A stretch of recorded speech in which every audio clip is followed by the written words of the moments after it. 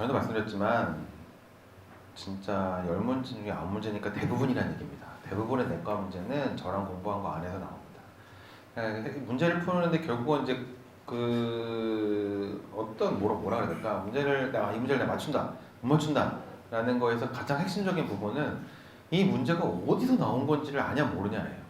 그래서 여러분 케이스로 쭉 써 있잖아요. 무슨 문제인데 이게 저랑 공부했던 어느 분과의 어느 파트에서 나온 문제구나 라는 거가 떠오르면 된 거예요. 거기까지예요, 사실은. 그거 라고 떠올랐다면 그때부터는 이제 명확하죠. 기억이 나면 맞추는 거고 거기 그랬는데 그거는 떠오르는데 제목만 떠오르고 밑에 내용이 백지야. 거기 뭐라고 써 있었는데 기억이 안 나. 내가 공부 좀 덜 했구나. 틀리면 되는 거죠. 그냥. 그 대신 고민은 별로 없죠. 이게 뭐지는 아니지. 이건데 이게 뭐였더라? 기억이 안 나네. 다음번에 공부해야지. 이게 되는 거죠. 그러니까 굉장히 빨리빨리 풀 수 있고요. 그래서 그게 얼마나 빨리 이게 어디서 무슨 내용으로 무슨 제목으로 뭘 물어보는 거구나 라는 걸 빨리 파악하는 연습이 자꾸 돼야 됩니다. 시험에 나오는 거 위주로 계속 설명을 드릴 테니까요. 거기에 맞춰서 공부를 하자고요. 시험에 나오는 거 위주로 말씀을 드리겠습니다. 시험에 뭐 튜블러 글로메룰러 피드백 이런 말이 나오진 않습니다. 다만 어쩔 수 없어요. 이거는 우리가 나중에 뭐 레나트리 스테노시스나 CRF나 뭐 이런 것들을 하려면 이 내용을 이해해야 된다는 얘기는 아니고요.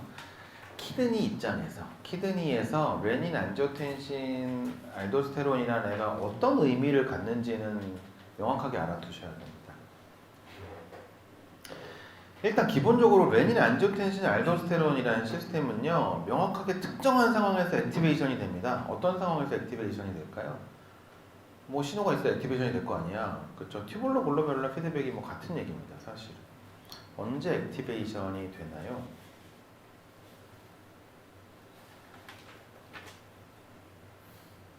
레날 블러드 플로우가 감소하면 액티베이션이 됩니다.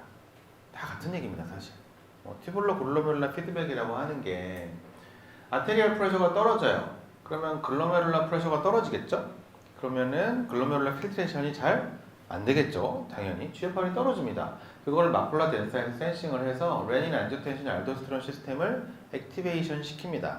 안지오텐신 2는요 키드니 안에서는 이퍼런트 아테리오를 수축시킵니다. 안지오텐신 2는 기본적으로 혈관 수축 물질이에요. 수축을 시킵니다. 그러면 들어오는 오고 잘 나가진 않죠? 그럼 글로메룰러 프레셔가 어떻게 되죠? 여기가 막혔어. 그럼 글로메룰러 프레셔가 올라가지 당연히. 그래서 GFR이 다시 원래대로 회복이 되겠죠. 그래서 이 튜블러 글로메룰러 피드백이라고 하는 건 GFR을 어느 정도 일정하게 유지시켜주는 역할을 하는 애예요. 그렇긴 한데 기본적으로 레닌, 안지오텐신, 알도스테론 시스템이라는 게 언제 액티베이션이 된다? 아테리얼 프레셔가 떨어졌다고 나왔지만 얘가 뭐 눈이 달려가지고 무슨 아오타의 프레셔를 재가지고 오는 건 아니거든요. 레날 블러드 플로우, 그러니까 레나 아테리얼 프레셔가 떨어졌을 때를 얘기하는 겁니다. 레나 아테리얼 프레셔가 떨어지면 이게 액티베이션이 됩니다. 안지오텐신 2는 이렇지만 결국 여기서 또 뭐가 안지오텐신 2가 이 일만 하는 건 아니잖아요. 알도스테론을 액티베이션 시키죠. 그래서 알도스테론은 어떤 역할을 해요? 소디움과 물을 끌고 들어와서 볼륨 리텐전을 시키는 역할을 하죠. 당연하지. 지금 혈압이 떨어지고 있다며. 그러면은 알도스테론이 항진돼서 소디움과 물을 끌어당겨서 볼륨 리텐전을 시키는 역할을 합니다. 그러니까 기본적으로 키드니로 피가 잘 안 가면 전체적인 볼륨이 부족한 거 포함해서 키드니로 피가 잘 안 가면 레닌, 안지오텐신, 알도스테론 시스템이 액티베이션이 된다. 그래서 안지오텐신 2가 액티베이션이 되면 글로메룰러 프레셔를 어떻게 해준다? 글로메룰러 프레셔를 높여준다 라고 이해를 하시면 됩니다. 우리가 ACE 이니비터나 ARB라는 약을 어마어마하게 쓰잖아요. 그리고 네프롤로지에서는 몰라 무슨 약 쓰래. 그러면 그냥 ACE 이니비터 ARB 쓰면 거의 한 10주 팔고 답이잖아요. 그럼 우리가 ACE 이니비터나 ARB를 써서 뭘 기대하는 건데요? 뭐 무슨 목적으로 왜 쓰는 건데 도대체? 이 약을 쓰면 뭐가 바뀌는데 키드니 입장에서만 보면 글로메룰러 프레셔를 떨어뜨려 주는 겁니다. 그냥 ACE 이니비터나 ARB가 키드니 입장에서 어떤 약인가요? 글로메룰러 프레셔를 떨어뜨려 주는 겁니다. 그런 약입니다. 그걸 가지고 여러 가지 효과를 기대하는 거라고 보시면 됩니다. 이걸 가지고 나중에 이제 막 CRF부터 시작해서 왜 이런 약을 쓰는지 레나르트리 스테노시스 때 왜 이런 약을 쓰는지 이런 얘기들을 앞으로 쭉 하게 될 겁니다. 안 나옵니다. 얘도 특별히 물어볼 게 없습니다. 그냥 크레아틴이 실험 크레아틴을 가지고 우리가 GFR을 추정하죠. 그렇죠. 추정이죠. 측정이 아니고 추정이죠. 그래서 우리가 아마 요즘 병원 정보 시스템이나 뭐 이런 데 보면은 쭉 보면은 거기 이제 피 검사해서 쭉 내면 eGFR 뭐 써주는 게 많습니다. 어차피 공식이기 때문에 자동으로 계산해서 써줍니다. eGFR by MDRT라든지 뭐 다른 거든지. 그래서 GFR을 추정을 해주는 공식들이 있고요. 공식을 외울 필요가 없습니다. 물어보지도 않고 자동으로 컴퓨터가 계산해주니까 그냥 그런가 보다 하고 이제 보시면 됩니다. 이렇게 발전되기 전에 저 밑에 지금은 안 쓰는 저 밑에 코크로프트 골트 이퀘이션이라는 게 유일한 공식일 때가 있었거든요. 제가 학생 때, 제가 레지던트 때 이제 MDRD가 생겼거든요. 그래서 제가 학생 때까지만 해도, 그리고 사실은 제가 강의할 때 초반 2010년, 11년 이때까지만 해도 국가고시 문제예요. 저 코크로프트 골트 이퀘이션으로 계산을 해야 풀 수 있는 문제들이 되게 많이 나왔어요. 저 공식을 무조건 외웠어야 돼요. 넣어서 산수를 해야지 풀 수 있는 문제들이 되게 많이 나왔거든요. 근데 나온다 안 나온다? 안 나옵니다. 더 이상 안 쓰는 공식입니다. 부정확해서. 훨씬 더 좋은 공식이 많고 다 컴퓨터가 계산을 해주기 때문에 그냥 크레아틴을 가지고 GFR을 우리가 추정한다라는 것만 아시면 됩니다. 더 공부하실 거 없습니다. 40세 여자가 2개월 전부터 몸이 심하게 부어서 왔다. 소변의 단백이 무려 3.1g이 나온다. 비위엔 크레아틴이 45에 3.0이에요. 일단 콩팥이 매우 안 좋죠? 콩팥이 매우 안 좋다는 거는 사실은 GFR을 우리가 계산해봐야 알긴 하는데, 일단 크레아티닌이 2보다 크면 매우 안 좋다고 보시면 됩니다.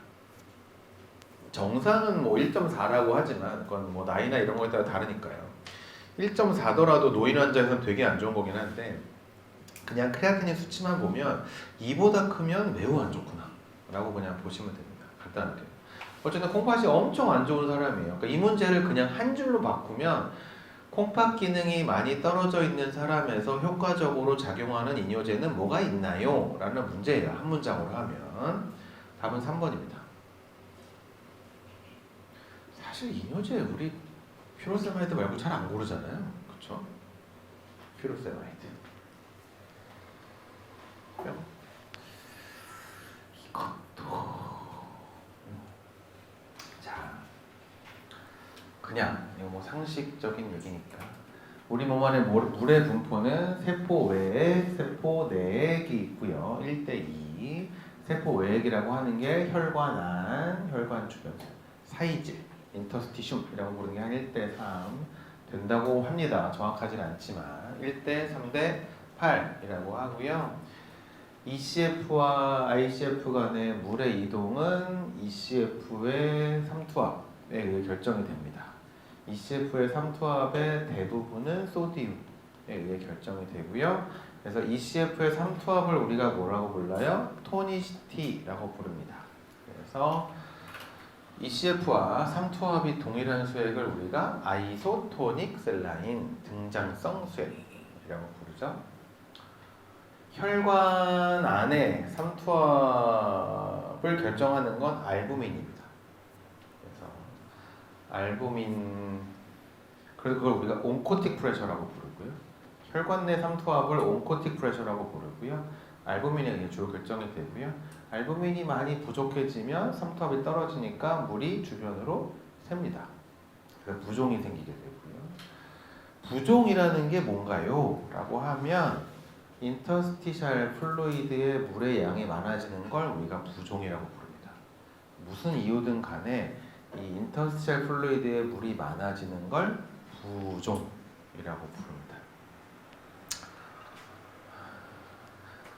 라면을 먹고 자면 아침에 얼굴이 부어요. 붓지? 당연하지. 우리가 ECF의 양을 결정하는 건 나트륨이거든요. 결국 농도는 우리가 항상 일정하게 맞춰요. 농도가 변하는 게 제일 위험해요. 양보다.